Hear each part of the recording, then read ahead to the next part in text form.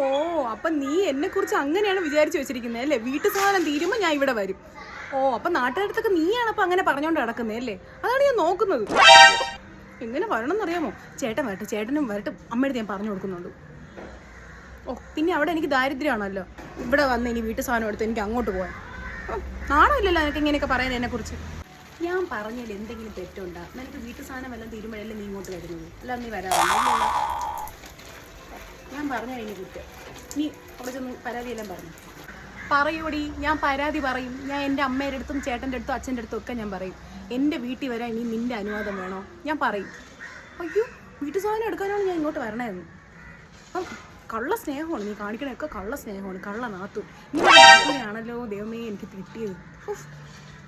നിനക്കുള്ള പണി ഞാൻ തരാടി. ഓ ശരി, നീ ഓടി ചെന്ന് പറ. ചെന്ന് കുറ്റവും കുറവും ഒക്കെ പോയി പറ. ചേച്ചി ഇങ്ങനെയൊക്കെ പറഞ്ഞെന്ന് പറഞ്ഞത് എനിക്ക് ഒരു കുഴപ്പമില്ല. ഞാൻ ഉള്ള കാര്യം തന്നെ പറഞ്ഞത്. നീ എഴുതി വെച്ചോ, നിനക്കുള്ള പണി ഞാൻ തരുന്നുണ്ട്. അങ്ങോട്ട് പോട്ടെ.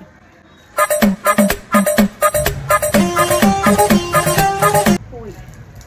അല്ല പിന്നെ ഞാൻ പറഞ്ഞതിൽ വല്ല തെറ്റുണ്ടോ?